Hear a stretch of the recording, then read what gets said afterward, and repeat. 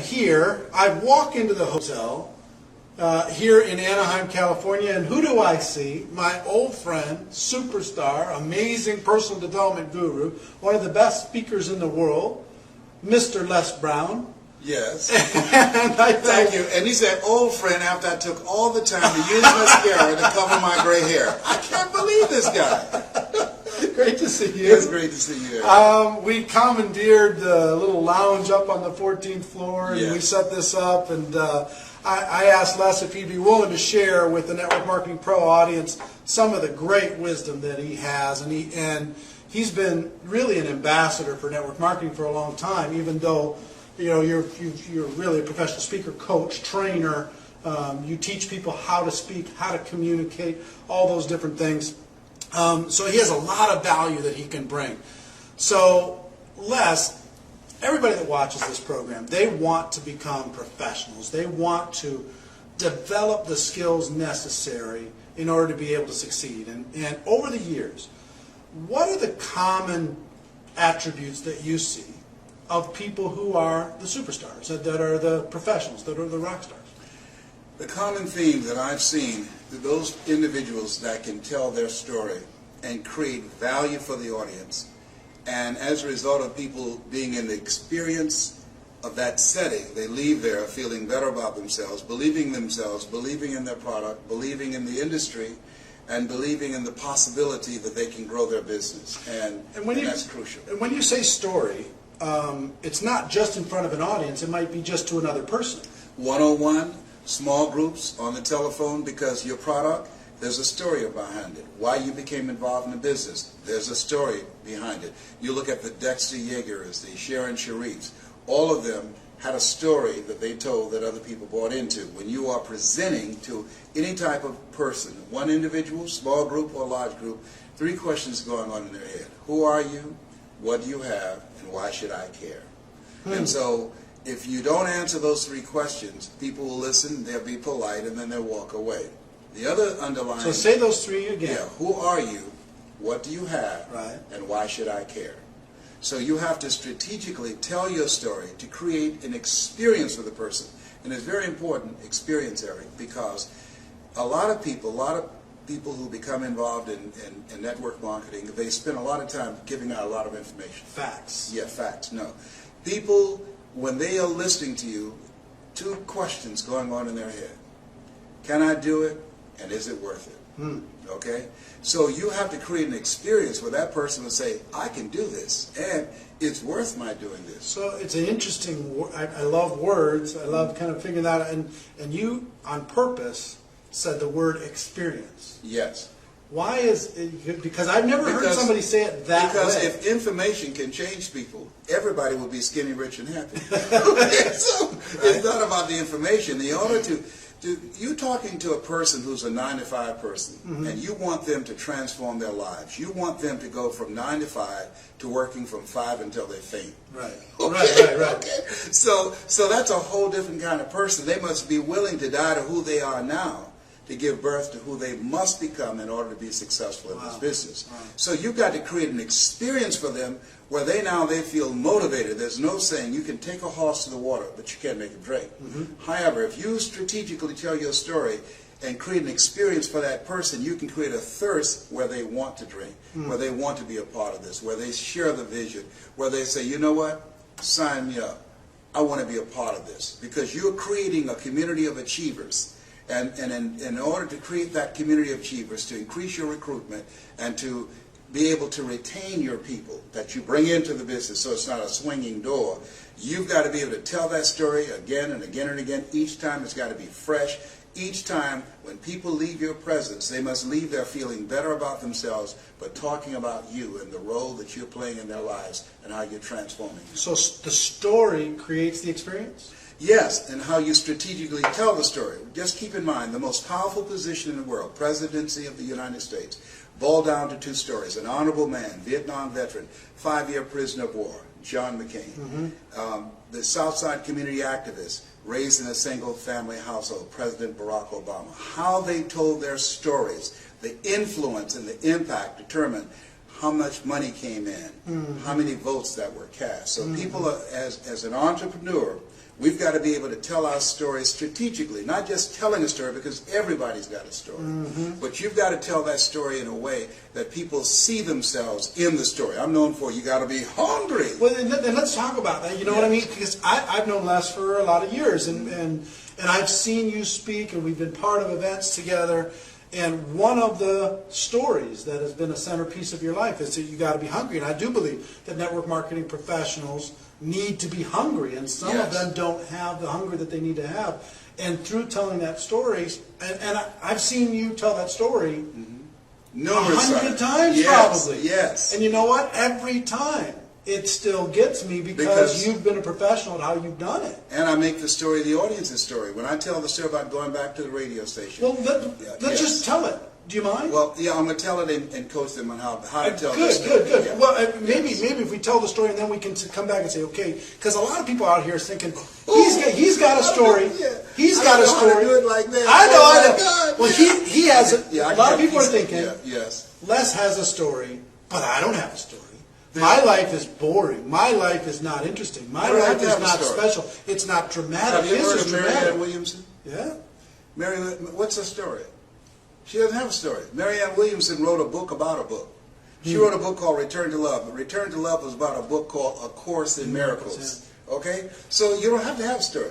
You can tell somebody else's story. For instance, I met a young man, and he decided to become involved in multi-level marketing. Ladies and gentlemen, I want you to think about your goals and think about your dreams. And let me share something with you. How many of you know there's no such thing as job security? Well, keep in mind, this young man became in multi-level marketing, and I asked him, what's your story? He said he went to apply for a job. They told him if he would double the production, he could become the top manager at this company and would have job security, and he would be able to get a bonus. Not only did he double the production, he quadrupled the production. Guess what they did? As a result of the explosion in the business that they were able to acquire, they had to move to another facility, and they fired him. They said because of the new facility, they had to pay more money for the lease on the facility, and they couldn't afford his services anymore. Now, here's what the truth is. They'd figured out how to do what he came in there and did. They no longer needed him. So the reason he's became a part of multi-level marketing is he knows that the 40-40 plan is gone, where you can work 40 hours a week for 40 years and retire. There's no such thing as job security. Today you have to have something that you can call your own. And so in multi-level marketing, you're in business for yourself, but not by yourself. You have an opportunity. You have a shot. Everybody won't get rich, but you've got a shot to control your own financial future. And that story by that young man is a story that's being lived every day. Now see, in 2 minutes, you told somebody else's story to this audience, because and gave them a perfect example. Right, because the best speakers make the fewest words go the farthest. Yeah. So you don't have to tell a story all day. And so I tell people, how many of you know, as you look at yourselves, how many of you know there's no such thing as job security? And I will raise my hand. The reason I'm doing that is that I want them to now make this man's story their story. So they'll raise their hands. You're right. Good. Here's what happened to them. What they're saying to themselves, either that has happened to me or I know someone that has happened to me. Especially in today's economy. Right. Now I'm transitioning from there to here's why he became a part of this. He wanted to create security for himself. And I'm saying everybody's not going to be rich. That answers what they think. Can I get rich in this? No. People work on jobs for 40 years and don't get rich, yet and still they come into this business and they want to get rich in 6 months. It's not that kind of party. Right. You've got to work. You've got to build a foundation. You've got to learn the products. You've got to learn the marketplace. You've got to develop your personality. You've got to develop your people skills. It takes patience and perseverance and persistence to build this business. But ultimately, as they say, in the beginning, you'll do a lot of things you don't get paid for, but as you continue to grow, you'll get paid for a lot of things that you don't do. Right. That's the exciting things about multi-level marketing. It allows you to build something that you can call your own. A lot of people are wishing right now that they had Les Brown in their pocket. They could carry him around when they went and talked to their prospects, and they could look him in the eye and tell them that. Talk about how these people can develop their story, or let them know, because I know that there's a lot of people here, and we have probably 50 different countries around the world that watch this, and a lot of them aren't aware of you yet. Yes. But they need to be, right? They need to know about your products and services and coaching and all that stuff, and we'll talk about that. Your story, what what was the defining moment, that turning point for you that set your life on a different course? Well, what set my life on a different course was when my mother became ill. Because I was a state legislator in Columbus, Ohio.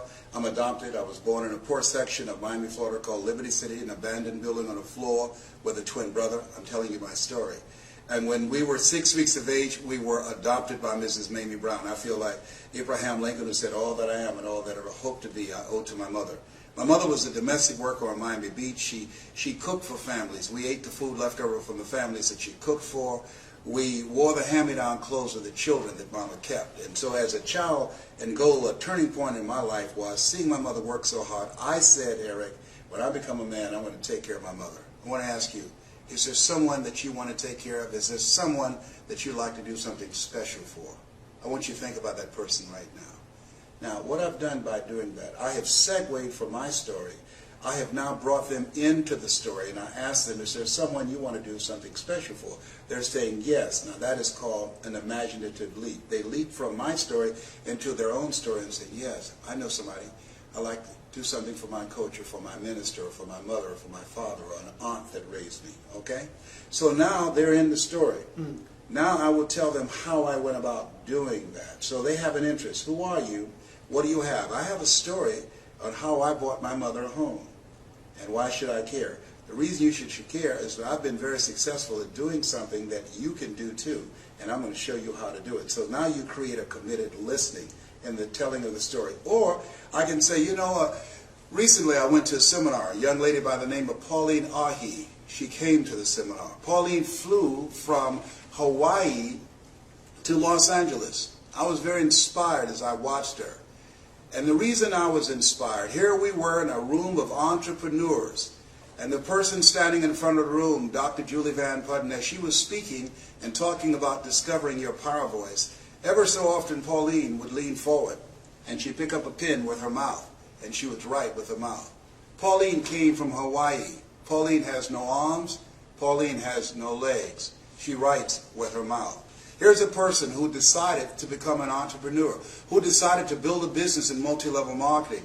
And with no arms and no legs, she's building an organization. And one of the things that really got me, when Dr. Julie Van Putten interviewed Pauline, she asked her, tell me one major obstacle you had in your life. Tell me something you can think of. And Pauline looked, and she thought, and she said, I can't think of anything. And that grabbed me, because I could have given a whole lot of things, a list of obstacles. And that showed me that L.C. Robinson was right when he said things may happen around you and things may happen to you, but the only things that really count are the things that happen in you. Even though she was born with no arms and no legs, what has happened in her that she sees herself as an empowered person. She has not decided to become a part of a job, the journey of the broke. She decided to control her own destiny by being involved in multi-level marketing. And what I said as I looked at her, if Pauline can do it, I know I can do it. And I know you can do it.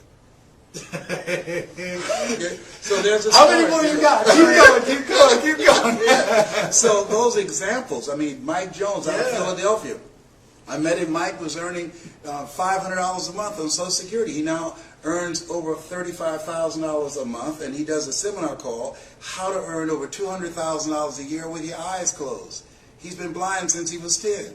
Okay, so all of these examples of what we see, other people's lives, we can use that as a platform to so whether it's your story or somebody else's story. That's the example story that you're giving. Yes, and people say I don't have success yet. Yes. They're just getting started. I haven't had success. I've been involved for 6 months. I haven't had success. But I can tell this other story, and I can say that's why I'm doing this. Yeah.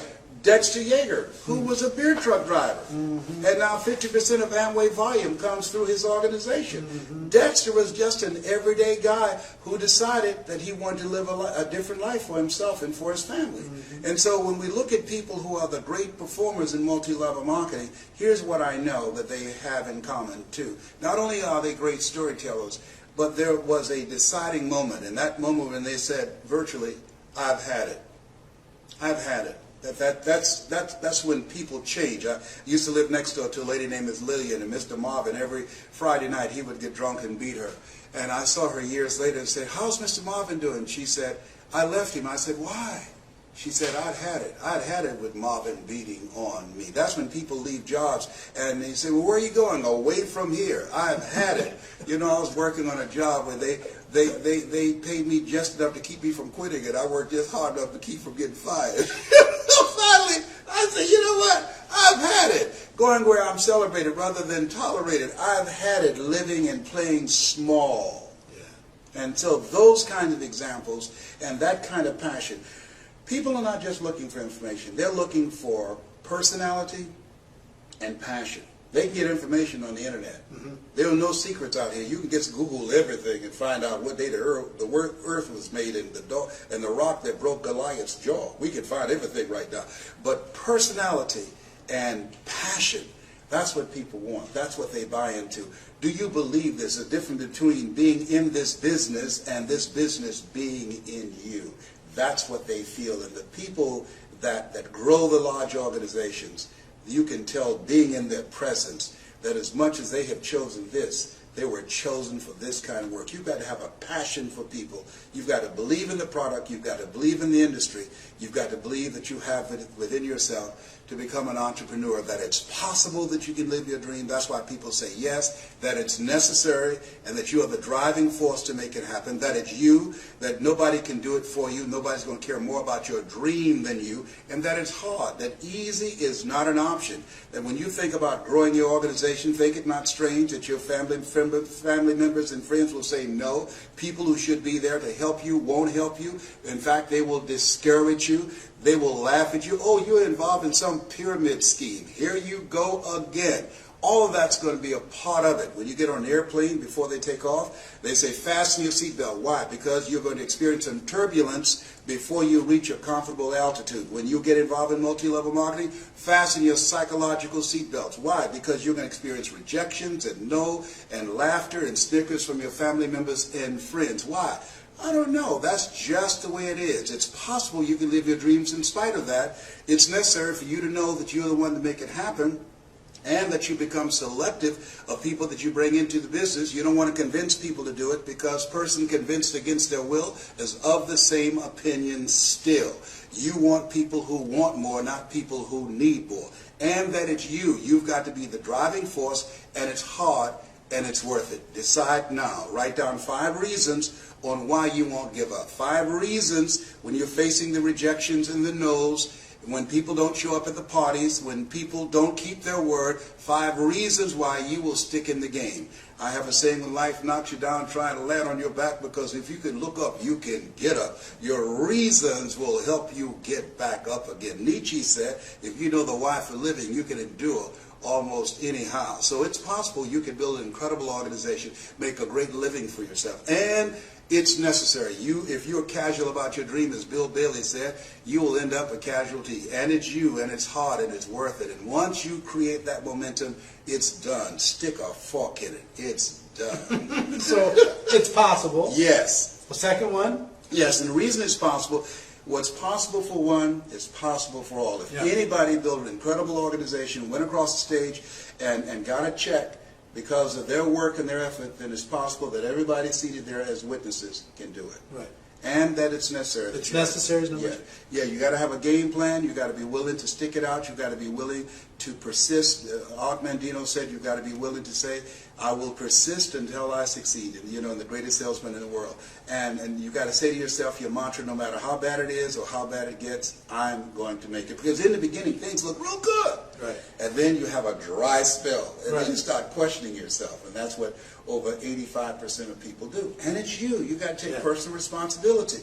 You're going from being a volunteer victim of letting somebody tell you what time to be to work, how long your lunch break will be, what time to get off, how many days you can be sick out of the year, how many days you can go on vacation, you got to ask for permission. You're going from that position of powerlessness and being weak, because most people have developed an addiction to powerlessness. That's why the majority of people you ask to come into this business will say no. They have developed an addiction to powerlessness. When you're working with somebody else's job, they are controlling your financial future. So you are different. You are not common. You are uncommon when you said yes to this dream. Yeah, stop for a second. An addiction to powerlessness. Yes. I've never heard it said that way, and I think that's really interesting, the way you say that, because we've been taught, we've been We've been groomed and taught to depend on a job, to look forward to a job. People looking for jobs in an economy where jobs are shrinking. We cannot produce enough jobs. The government cannot produce enough jobs to replace the jobs that are being eliminated through technology and cheap labor abroad. I can get a PhD in the Philippines for $500 a month. When I was a kid, I used to work in a bowling alley. They knocked the pins down, we jumped down, and we straightened the pins back up. Somebody invented a trade that put us out of business. I used to work on the elevator. What floor, please? And I would punch the elevator. No, they don't need that now. When I was in school, my girlfriend said, I want to be an operator. When you made a long distance call, you call an operator. An operator placed a call. Now you call direct. So technology is changing things, replacing whole industries. When the last time you went to the store and bought some envelopes and a stamp and some stationery and a pen to write a letter? We don't do that now. We text, we email. That's an industry that's eroding. I went to a school, Bill Gates School in Philadelphia. They don't have paper. All computer, a paperless school. That's different. When I was a kid, we carried books to school. So this is the era the late Peter Drucker calls the era of the 3 C's: accelerated change, overwhelming complexity, and tremendous competition.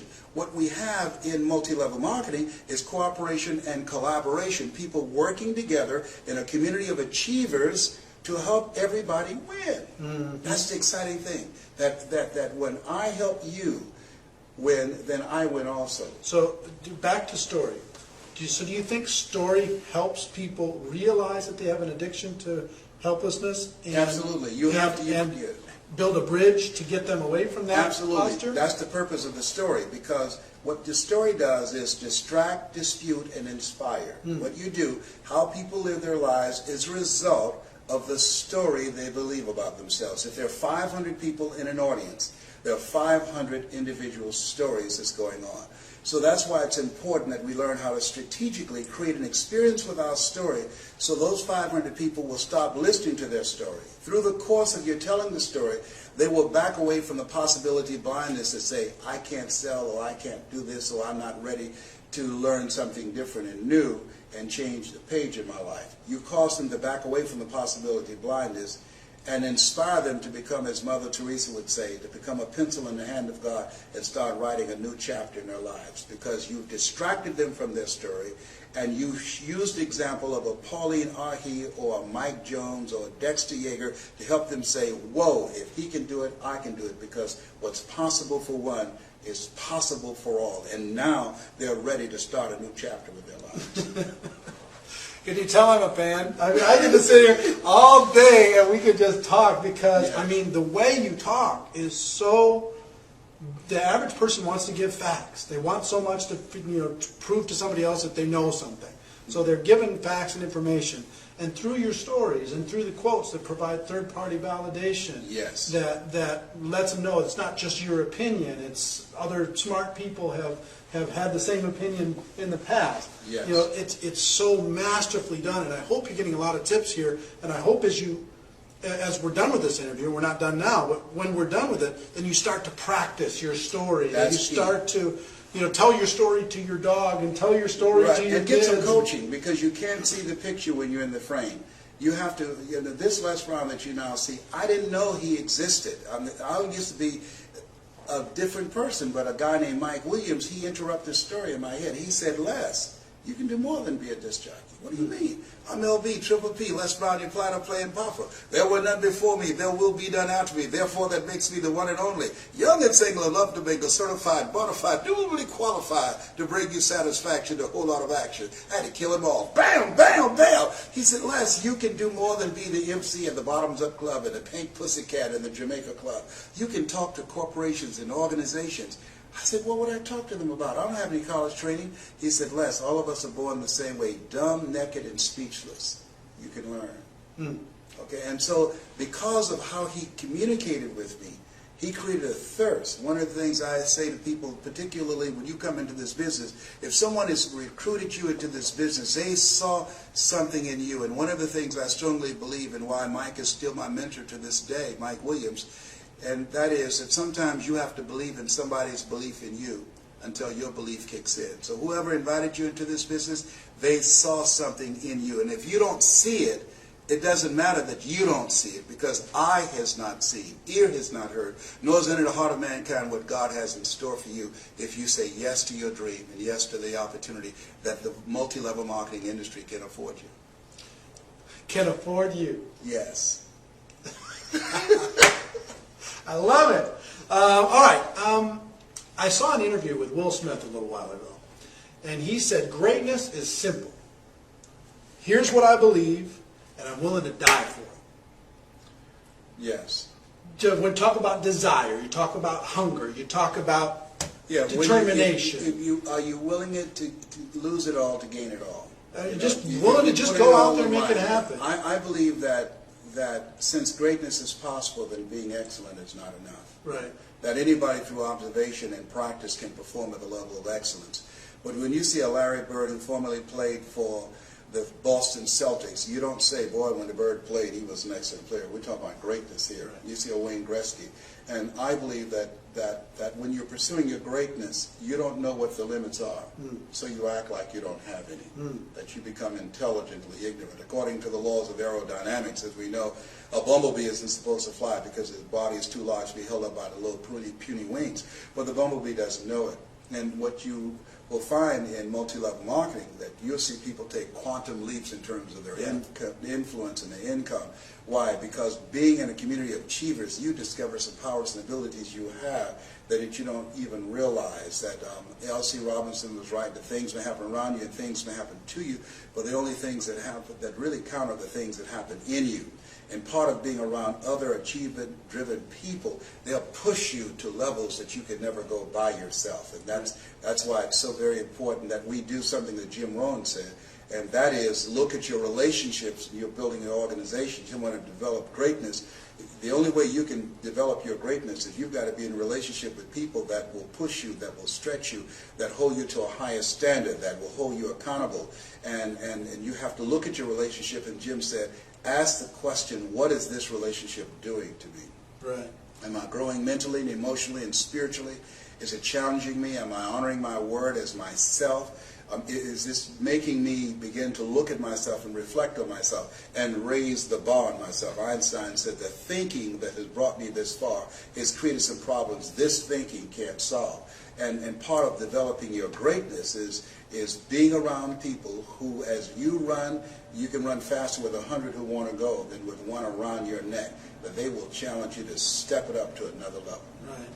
Well, as we're running out of time, but we could talk all day, Yes. and we could tell some stories, and we could Yes. do some stuff, but that'll be for another time. But first of all, I'm going to put a link so people can find a way to contact you, find out about your products, your services, your coaching Yes. that you do on how to tell stories. So everybody, I encourage you to connect, and this will be seen by over 100,000 people all over the world. People are really hungry. Right. Part of what I'm going to do right now, I'm going to train 1,000 voices of hope.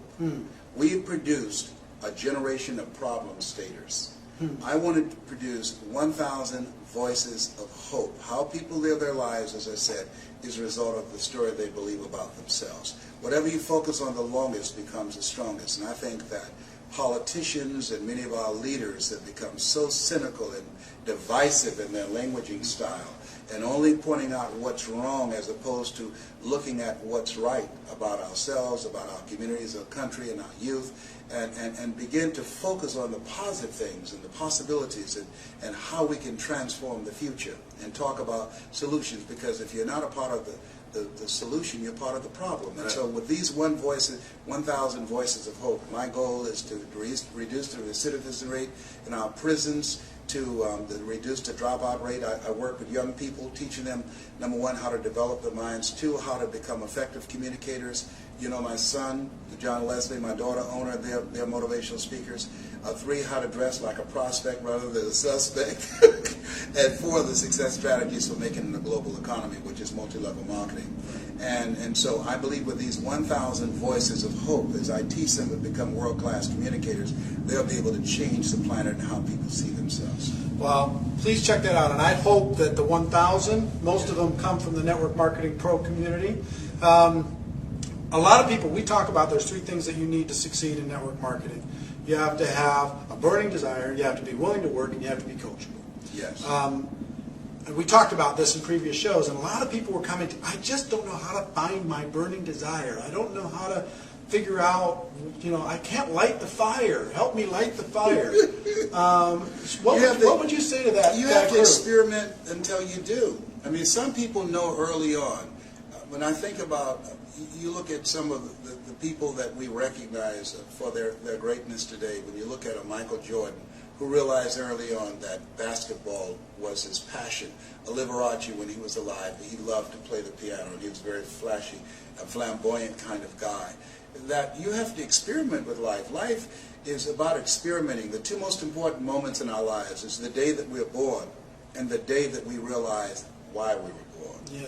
That we were chosen for something. And so you have to experiment until you find it. And I will tell you, a lot of people get the misinterpretation that network marketing has to be their passion.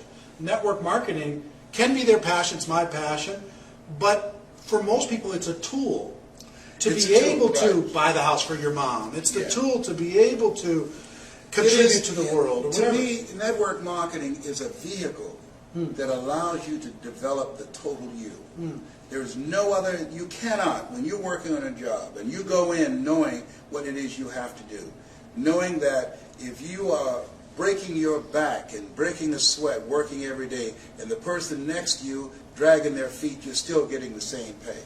The difference between that and network marketing, you have to develop your entrepreneurial skills, you have to learn to keep good records, you have to learn to manage yourself, you have to learn to manage your time, you have to learn to manage people, how to influence people, you have to learn how to plan, have an agenda for your life, because if you don't have an agenda for your life, you're part of somebody else's agenda. So it develops every dimension of who you are. Honest to God, Eric, had it not been for Best Line Products, that I first heard Jim Rowland, and under the leadership of Bill Bailey, years ago, during the days of Holiday Magic and Dare to Be Great with Glenn Turner, I wouldn't be who I am. All of those experiences, those conventions, those positive, motivated people who had dreams, man. The question was asked, when does a man or woman die? And I said, they die when their dreams die. When you don't have anything to look forward to. Kenny Rogers said, having someone to love, something to do, and something to look forward to will give you a long, fulfilling life. And so it helps you to develop every dimension of yourself. And that, to me, is the passion. The passion to live full and to die empty. The passion to find out what it is you're made of. The passion to get up the next day after facing rejection day in and day out, walking in the grocery store, going in the shopping mall, talking to people in the cleaners about an opportunity, and they say, no, I'm not interested, and continue to go from rejection and no's and snickers and laughter until you find that yes, until you find that eagle. And you're going to go through a lot of pigeons before you find them. And you build your character, you build your faith. And one day you look in the mirror and there's a different man looking back at you. There's a different woman looking back at you. There's a saying that I refuse to be a common man. It's my right to be uncommon if I can. I seek opportunity, not security. I do not wish to be a kept citizen, humbled and dull by having the state look after me. I want to take the calculated risk, to dream and to build, to fail and to succeed. I refuse to live from hand to mouth. I prefer the challenges of life to the guaranteed existence, the thrill of fulfillment to the still calm of utopia. I will never cower before any master nor bend to any threat. It's my heritage to stand erect, proud and unafraid, to face the world boldly and say, this I have done. That's what it means to be a multi-level marketer, an uncommon desire to control your destiny. I'm getting fired up. I'm getting excited. My medication ran off. I will tell you, we're out of time, and we'll do this again, but a long time ago, you looked my son in the eye, backstage before an event, and you grabbed him by the side of his face, and you said, you know what, you've got greatness in you. And you know what, for everybody that's watching, his message that I hope you feel is that you've got greatness inside of you. You've got things, talents and skills that you haven't even reached for yet. Yes. You've got abilities and stories that are going to be amazing. And can change the world. Yeah. So, ladies and gentlemen, here from Dallas, Texas, my wish for all of you is that you decide to find your passion, that you decide to become a network marketing professional, that you develop your skills, you learn to tell stories, that you get the coaching and training and information that you need to be able to take it all the way to the top. Because you know what? You really do have greatness in you. It is a stone cold fact. You got something else to say? Say it. Yes, this has been Mrs. Mamie Brown's baby boy and Eric Warrior's pride and joy. It's a fact, ladies and gentlemen, that we have a better way. Now let's go tell the world. Everybody, we'll see you next time. Bye-bye.